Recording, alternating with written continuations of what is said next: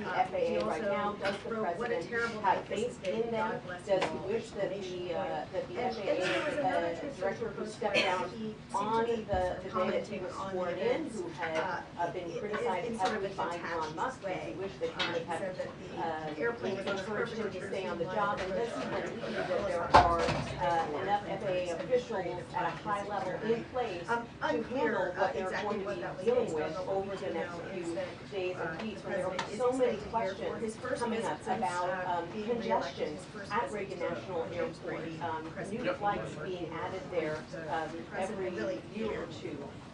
Are there too many flights there?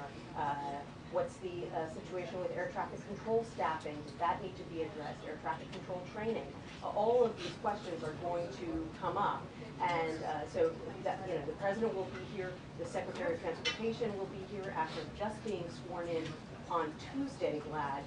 So they're just getting to know the lay of the land. They're still trying to figure out their way around these agencies, just kind of get their bearings, and they're already being placed in this very difficult situation. He was in North Carolina and California, sites of two significant natural disasters, and he was really there as consoler-in-chief, talking to people who had lost their homes or had their homes damaged, saying that he was with the people of North Carolina and also the people of California.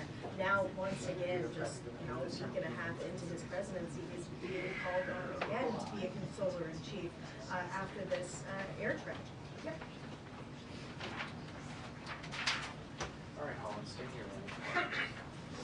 It's a picture. What is that? Selfie. Sean Duffy says his Pulitzer. Yeah, exactly. So what you're doing, I'm looking for that. I'll be looking for that on the wire, buddy. Said that all the aircraft were infuriated in the right place, but they need to figure out what was happening and how it happened. Also, Pete Hegseth, the newly installed Defense Secretary, put out a video statement this morning. He talked about it as well because there was this Army helicopter involved. He said that the crew was fairly experienced and that they were on a required annual night evaluation, and they did have night goggles.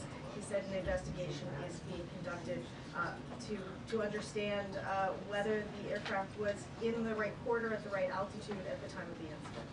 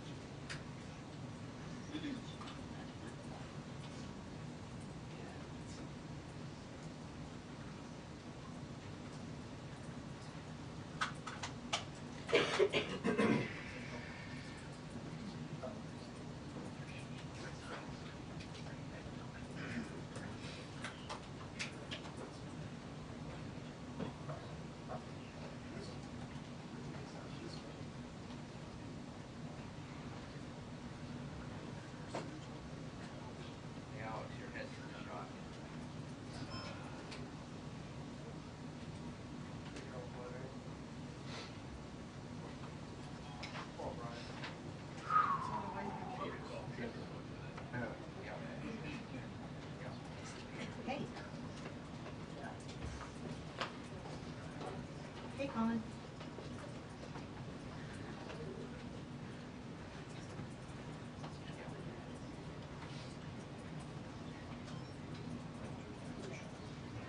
Got it. Okay, thank you. Is it portable that makes it up in the report? Yeah.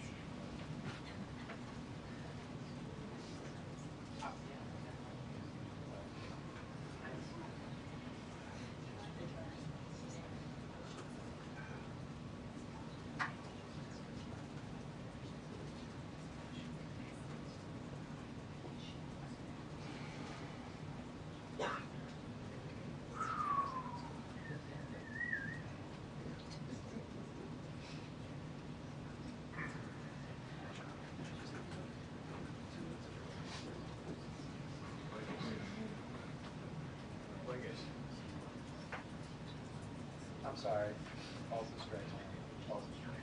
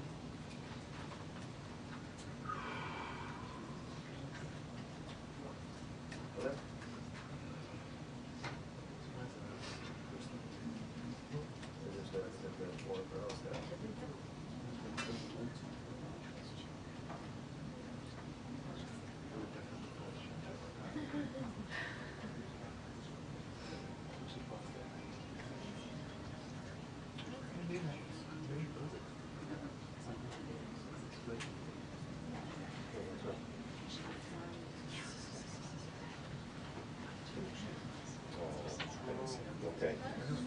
You call me that. Okay, I'll call him that.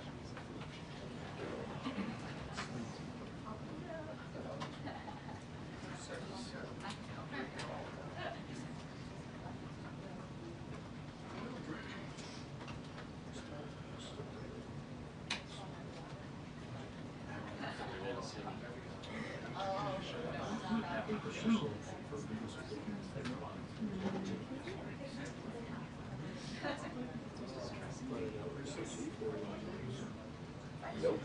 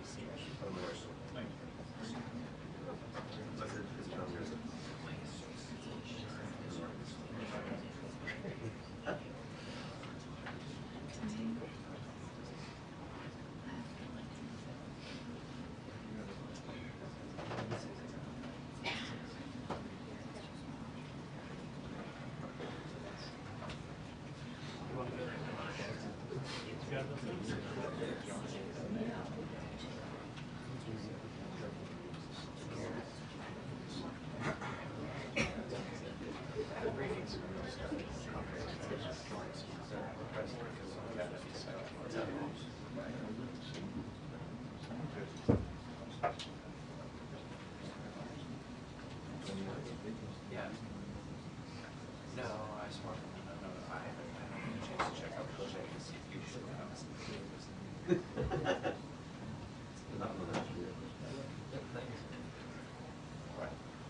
Just let her know that now you're not, and if they want to send someone else, just to let me know. Otherwise, I need to change my plans. All right. 2-minute warning. We have a 2-minute warning. 2-minute warning. NBC 2-minute warning. That's a 2-minute warning to the president. Yeah.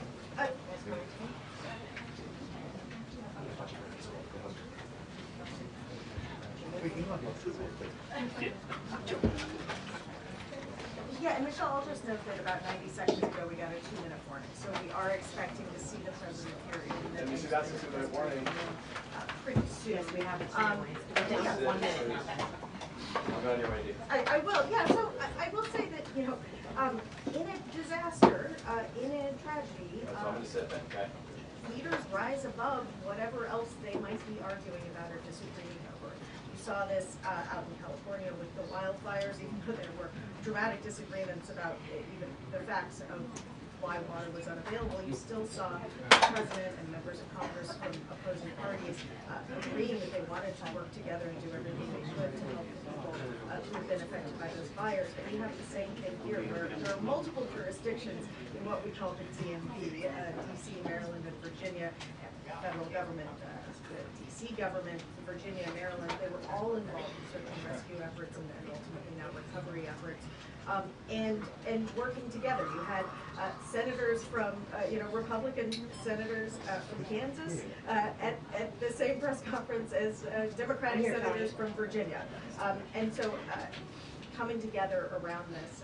And we're expecting President Trump to come into this room and deliver a message to the American people as the President of the United States, the President for all Americans and Americans. Sure, so we are expecting the president to walk out here to the briefing room at any moment now. It'll be his first time behind this podium since taking office for the second time. We anticipate he will be joined by others. The Secretary of Defense has arrived here at the White House as well. Back to you, Tony. And the door is open, he's walking in. Mr. President, welcome. Thank you very much. Thank you. I'd like to request a moment of silence for the victims and their families, please.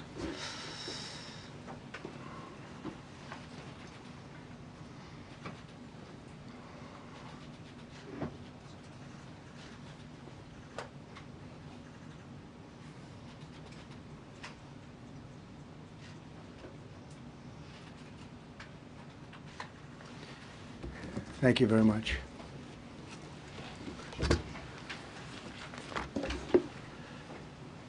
I speak to you this morning in an hour of anguish for our nation.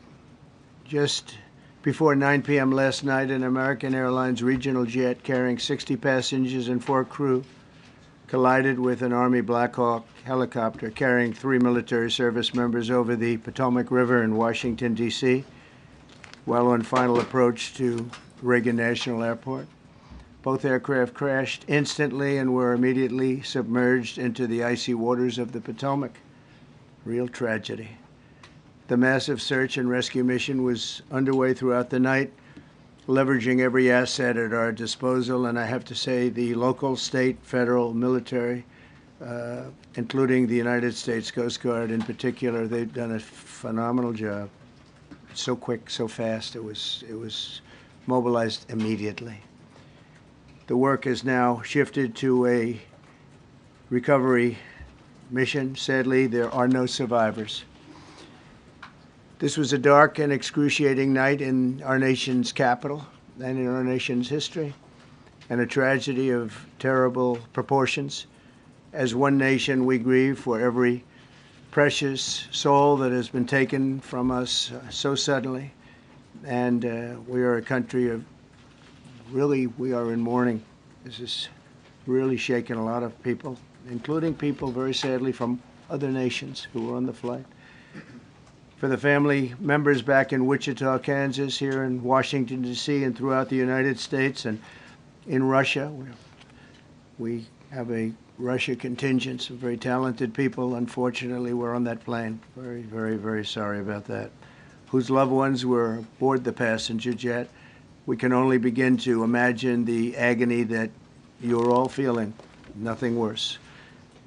On behalf of the First Lady, myself, and 340 million Americans, our hearts are shattered alongside yours, and our prayers are with you now and in the days to come. We'll be working very, very diligently in the days to come. We're here for you to wipe away the tears and to offer you our devotion, our love, and our support.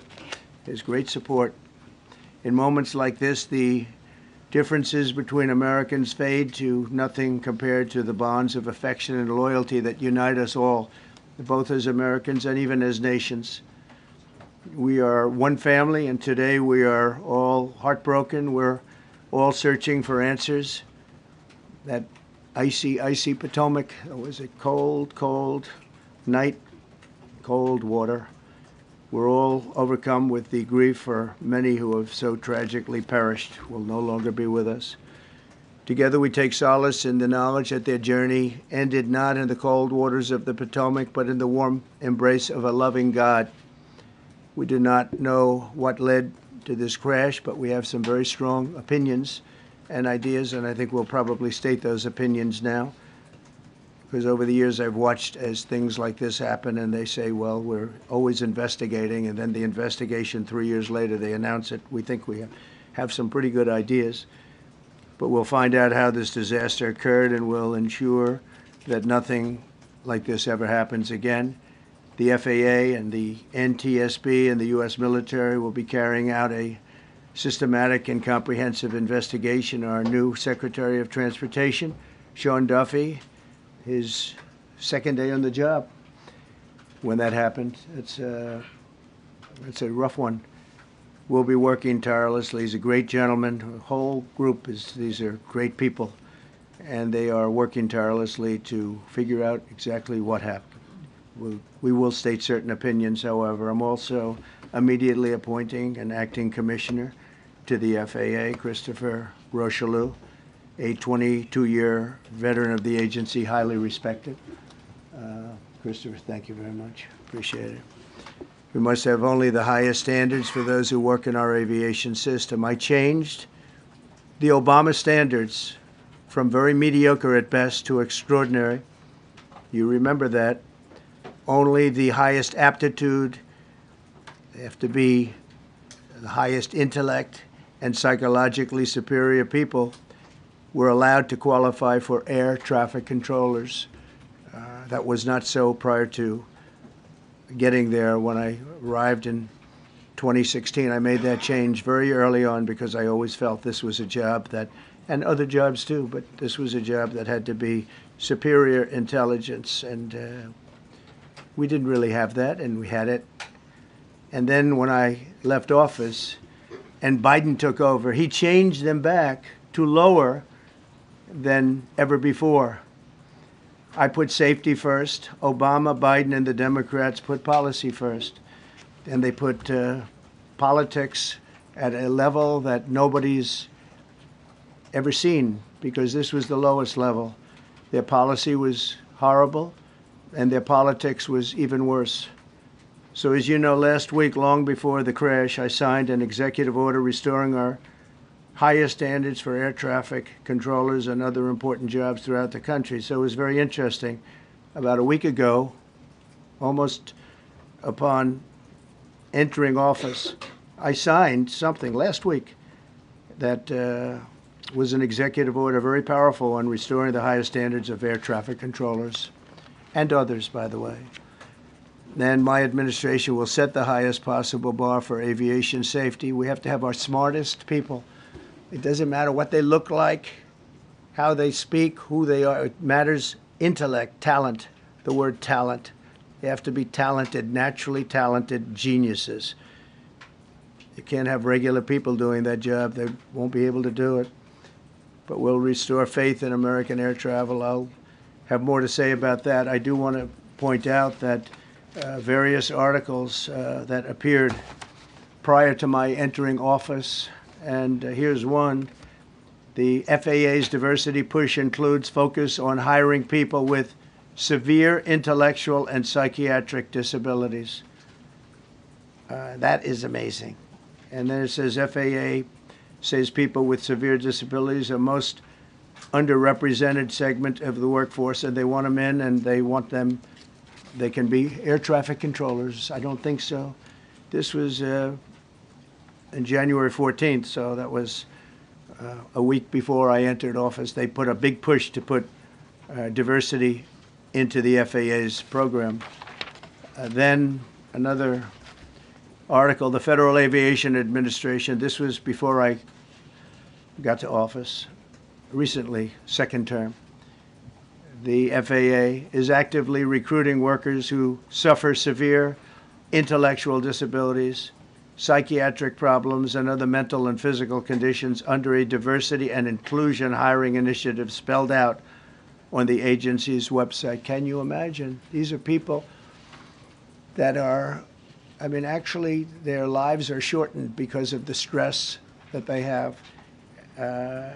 Brilliant people have to be in those positions, and their lives are actually shortened, very substantially shortened, because of the stress, where you have many, many planes coming into one target, and you need a very special talent and a very special genius to be able to do it.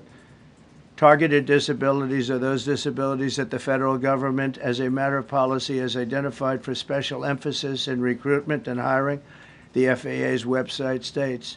They include hearing, vision, missing extremities, partial paralysis, complete paralysis, epilepsy, severe intellectual disability, psychiatric disability, and dwarfism all qualify for the position of a controller of airplanes pouring into our country, pouring into a little spot, a little dot on the map, a little runway.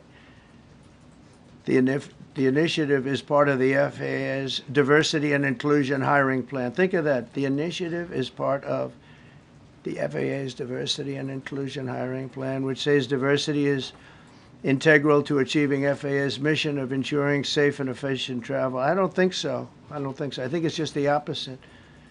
The FAA website shows that the agency's guidance on diversity hiring were last updated on March 23rd of 22. They wanted to make it even more so. And then I came in, and I assume maybe this is the reason. The FAA, which is overseen by Secretary Pete Buttigieg, a real winner. That guy's a real winner. Do you know how badly everything's run since he's run this Department of Transportation? He's a disaster. He was a disaster as a mayor. He ran his city into the ground, and he's a disaster now. He's just got a good line of bullshit. The Department of Transportation, his government agency charged with regulating civil aviation. Well, he runs it, 45,000 people, and he's run it right into the ground with his diversity. So I had to say that it's terrible. Then it's a group within the FAA, another story, determined that the workforce was too white, that they had concerted efforts to get the administration to change that and to change it immediately. This was in the Obama administration just prior to my getting there. And we took care of African Americans, Hispanic Americans. We took care of everybody at levels that nobody's ever seen before. It's one of the reasons I won. But they actually came out with a directive, too white. And we want the people that are competent. But now we mourn and we pray, and would like to ask all Americans to join me in a moment of silence as we ask God to watch over those who have lost their lives and bring comfort to the loved ones. And I just want to say God bless everyone in this room. This has been a terrible, very short period of time. We'll get to the bottom of it. So we all saw the same thing. We've seen it many times. I've had the honor of hearing tapes. Tapes are scary, very scary tapes. You had a airliner coming in, American Airlines. He was doing everything right. He was on track. He was the same track as everybody else. They came in. It's probably the same track as they've had for 25 years or more. He's coming in the path. And for some reason, he had a helicopter that was at the same height, obviously when they hit, but pretty much the same height, and going at an angle that was unbelievably bad. When the air traffic controller said, "Do you see?" He was talking about, "Do you see him?" But there was very little time left when that was stated. And then also he said, "Follow him in." And then almost immediately after that, seconds after that, there was the crash that took place. Well, you follow him in, that means like everything's fine. Follow him in. You had a pilot problem from the standpoint of the helicopter. I mean, because it was visual. It was a very clear night. It was cold but clear, and clear as you could be. The American Airlines plane had lights blazing. They had all of their landing lights on. I could see it from the Kennedy Center tape. We had a tape up on the Kennedy Center. That seems to be the primary. Thus far, I'm sure we'll see other tapes because it's such an area where there are a lot of cameras looking up into the air, into space. So we'll probably see many other shots of it before too much time goes by. But we had a situation where you had a helicopter that had the ability to stop. I have helicopters. You can stop a helicopter very quickly. It had the ability to go up or down. It had the ability to turn. And the turn it made was not the correct turn, obviously. It did somewhat the opposite of what it was told. We don't know that would have been the difference because the timing was so tight. It was so little. There was so little time to think. But what you did have is you had vision. The helicopter had vision of the plane because you had vision of it all the way, perfect vision of it all the way from at Kennedy Center where the tape was taken. And for some reason, there weren't adjustments made. Again, you could have slowed down the helicopter substantially. You could have stopped the helicopter. You could have gone up. You could have gone down. You could have gone straight up, straight down. You could have turned. You could have done a million different maneuvers. For some reason, it just kept going and then made a slight turn at the very end, and by that time it was too late. They shouldn't have been at the same height, because if it wasn't the same height, you could have gone under it or over it, and nobody realized, or they didn't say that it's at the same height. At the same height, it still wouldn't have been great, but you would have missed it by quite a bit. It could have been 1,000 feet higher. It could have been 200 feet lower, but it was exactly at the same height, and somebody should have been able to point that out. So all of this is going to be studied, but it just seems to me, from a couple of words that I like to use, the words common sense, some really bad things happened, and some things happened that shouldn't have happened. So you had a helicopter going in an identical direction. You had a helicopter that was at the exact same height as somebody going in essentially the opposite direction.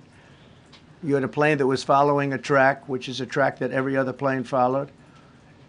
And I don't imagine, I know I've heard today that they might have been following the preceding plane, which was pretty close, but not that close, the preceding plane. But you wouldn't have even been able to see that because of the direction that the helicopter was coming in at. So you had a confluence of bad decisions that were made.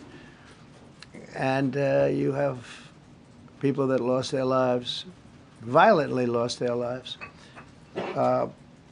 We're going to take a few questions. I'd like to ask our new Secretary of Transportation to say a few words. Sean Duffy, great gentleman, just started. It's not your fault, and I know you agree with me very strongly on intellect and even psychological well-being of the air traffic control. It's such an important position, and I think I can't emphasize stronger. I changed it when I first ran in 2016. I changed it. We had the highest standard that you could have. And then they changed it back. That was Biden, to a standard I read it to you. That was from one of your papers. One of the people in this room actually wrote that. And then I changed it back a few days ago. And unfortunately, that was, we'll see. We don't know that necessarily it's even the controller's fault. But one thing we do know, there was a lot of vision, and people should have been able to see that You know, at what point do you stop? At what point do you say, wow, that plane's getting a little bit close? So this is a tragedy that should not have happened. Please, sir. Thank you, Mr. President. And I would just note the President's leadership has been remarkable during this crisis. We have had a whole of government response, local, state, federal, and when you see that kind of cooperation, it begins with the leadership in this body. So thank you for that, Mr. President. You make our jobs a lot easier. You made an important point that when we deal with safety, we can only accept the best and the brightest in positions of safety that impact the lives of our loved ones, our family members. And I think you make a really important point on that, Mr. President. That is the motto of your presidency, the best and the brightest, the most intelligent coming into these spaces. I want to take a moment and extend my condolences to the families of the loved ones. We commit to them that we are going to get to the bottom of this investigation, not in 3 years, not in 4 years, but as quickly as possible with the NTSB, who is here today, as well as the FAA. What happened yesterday shouldn't have happened. It should not have happened. And when Americans take off in airplanes, they should expect to land at their destination. That didn't happen yesterday. That's not acceptable. And so we will not accept excuses.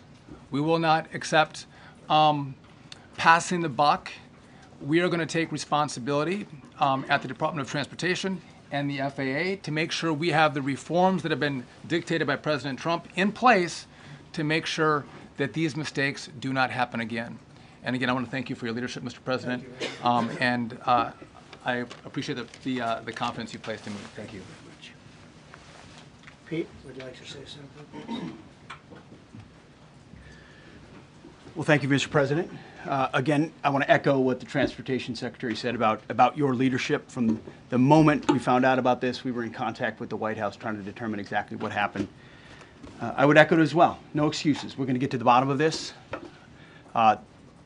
We first and foremost, from the Defense Department, want to pass our condolences to the 64 souls and their families that were affected by this. Never should happen.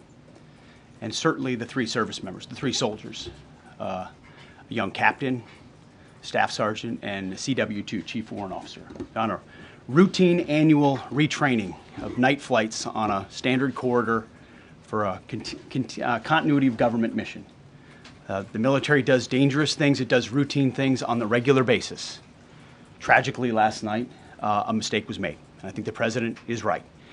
There was some sort of an elevation issue that we have immediately begun investigating at the DOD and Army level.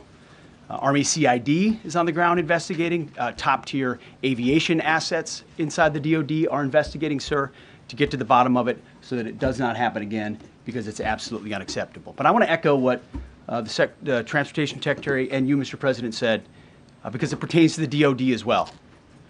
We will have the best and brightest in every position possible. As you said in your inaugural, it is colorblind and merit-based. The best leaders possible, whether it's flying Black Hawks and flying airplanes, leading platoons, or in government.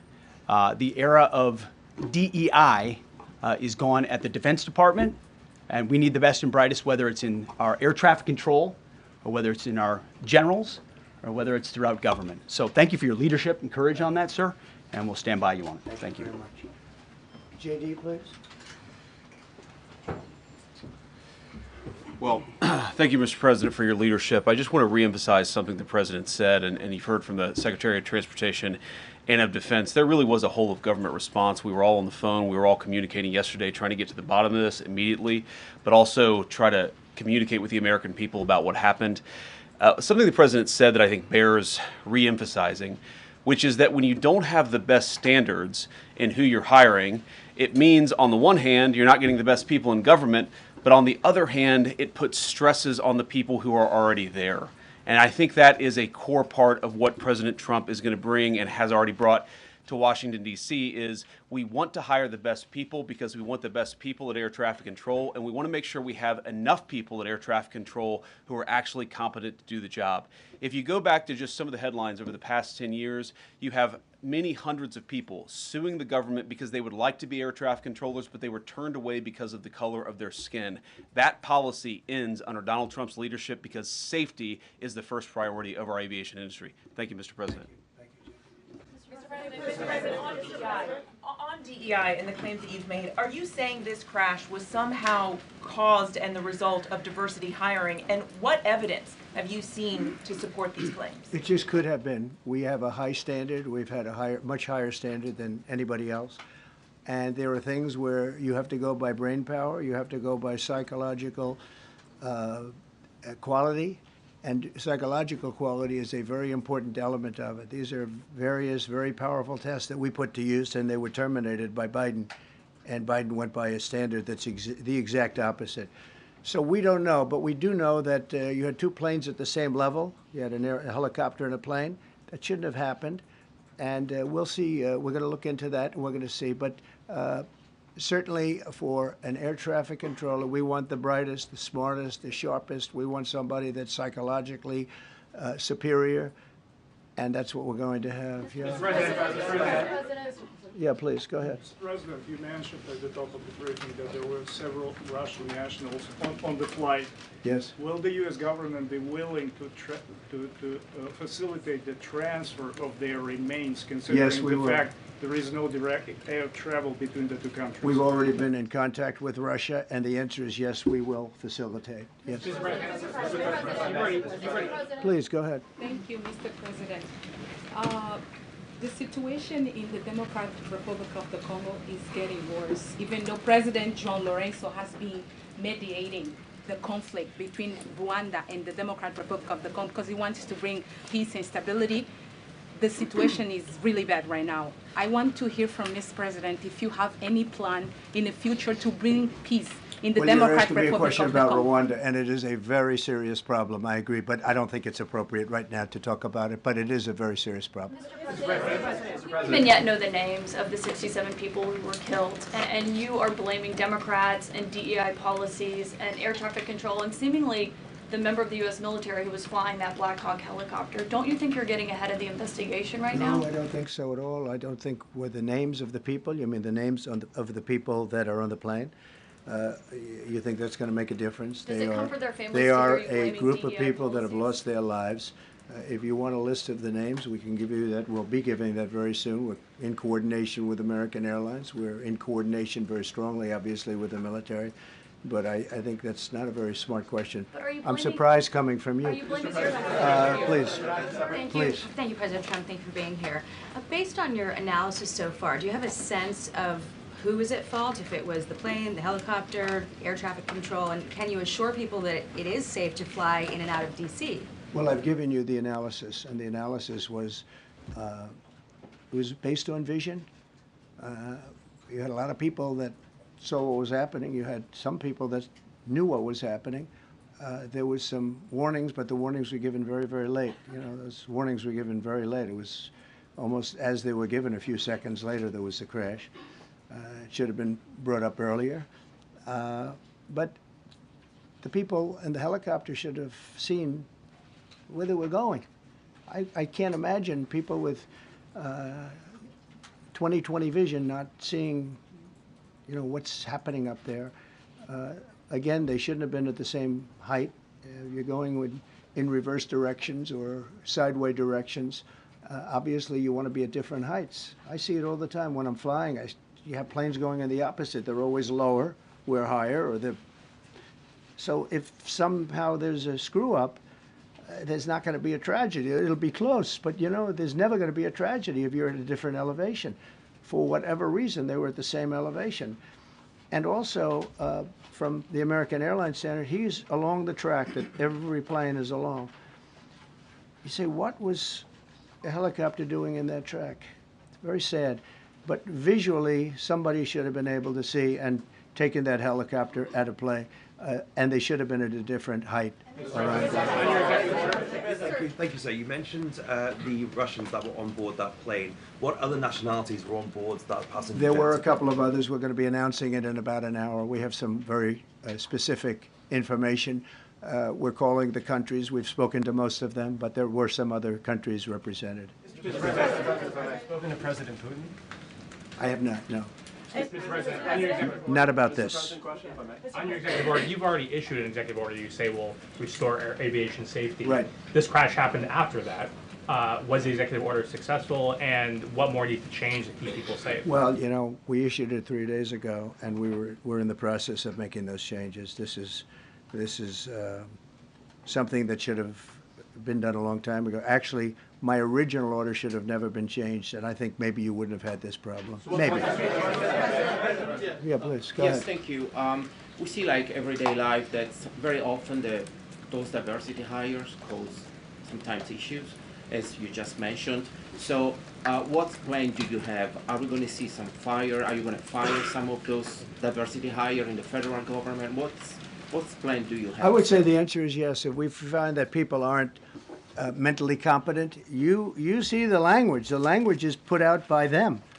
And if you see that, I'm not going to bore you by reading it again, but these are not people that should be doing this particular job. They'd be very good for certain jobs, but not people that should be doing this particular job. Mr. President, you have today blamed the diversity elements, but then told us that you weren't sure that the controllers made any mistake. We then said perhaps the helicopter pilots were the ones who made the mistake. It's all under investigation. I understand that. That's why I'm trying to figure out how you can come to the conclusion right now that diversity had something to do with this crash. Because I have common sense, okay? And unfortunately, a lot of people don't. We want brilliant people doing this. This is a major chess game at the highest level. When you have 60 planes coming in during a short period of time, and they're all coming in different directions, and you're dealing with very high-level computer work and very complex computers. And one of the other things I will tell you is that the systems that were built, I was going to rebuild the entire system, and then we had an election that didn't turn out the way it should have. But they didn't build the systems properly. They spent a lot of money renovating a system, spending much more money than they would have spent if they bought a new system for air traffic controllers, meaning the computerized systems. There are certain companies that do a very good job. They didn't use those companies. They used companies that should not have been doing it. No, I think it's very important to understand that for some jobs, and not only this, but air traffic controllers, they have to be at the highest level of genius.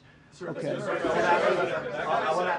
I want to ask you about the ice skaters in a moment because the U.S. ice skating community was affected. But first, if I can, the cited FAA text that you read is real. But the implication that this policy is new or that it stems from efforts that began under President Biden or the Transportation Secretary Pete Buttigieg is demonstrably false. It's been on the FAA's Who said website. That, you? No, it's on the website, the FAA's website. It was there in 2013. It was there for the Take entirety. a look, what I read. It was there for the entirety of your administration Nice and too. easy. So my question is, why didn't you change the policy during your first administration? I did change it. I changed the Obama policy, and we had a very good policy. And then Biden came in, and he changed it.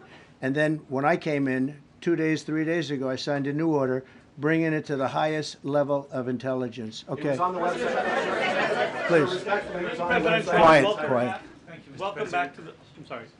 You mentioned that a vision was probably the problem that was at issue in this crash. There's been some reports that one of the pilots in the helicopter may have been using night vision equipment. Was there any I heard indication? that. We don't know. We're going to know that pretty soon. It may change your view plane if you do have the night vision. So it's very possible that could have happened. That would be maybe a reason why you wouldn't actually see as well as on a clear night. You can see sometimes better without it. I have a couple of more. Mr. President, is it helpful to have your Secretary of Transportation confirmed, and does this intensify your interest in getting other nominees confirmed quickly? Go to what? Is it helpful to have your Secretary of Transportation confirmed, and does this intensify your interest in getting other nominees confirmed quickly as well? Well, sure. We want fast confirmations. And the Democrats, as you know, are doing everything they can to delay them. They've taken too long. we're struggling to get very good people that everybody knows are going to be confirmed, but we're struggling to get them out faster. We want them out faster. It's a good question, actually. We've been pushing Sean. Everyone knows Sean for a long time. He got many, many Democrat votes, but they want to take as long as they can. They ask questions like some of the questions that Peter would ask that were totally irrelevant and not very good questions, but they want to just keep it going. They want to keep it going as long as possible. I was very honored, actually, that you got so many Democrat votes. That was really good. That was really good. When I applied to meet with the families, and second question, is it your impression that military training that was done during that time? The what? The training that the helicopter was involved in.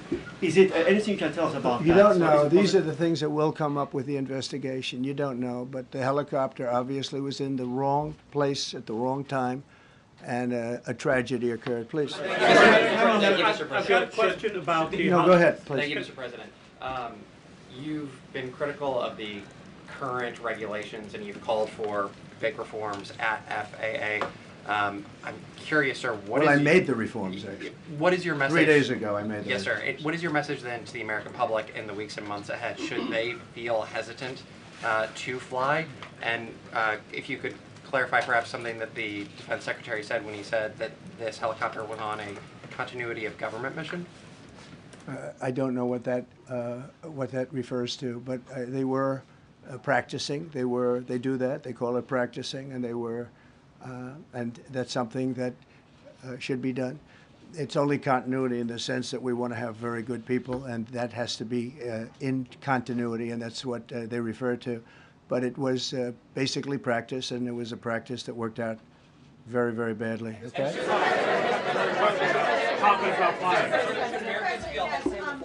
On his question, the first question, should people be hesitant to fly right now? No, not at all. I've not hesitated to fly.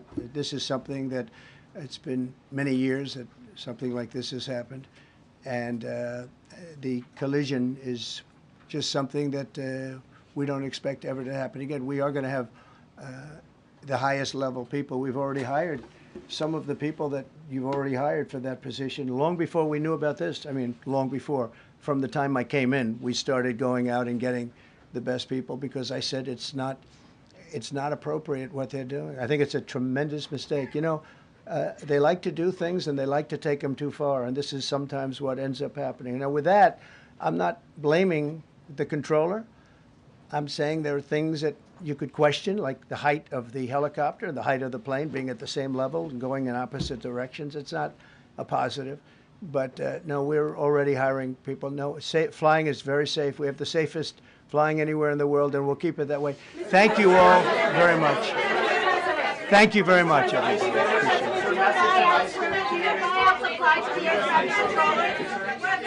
it.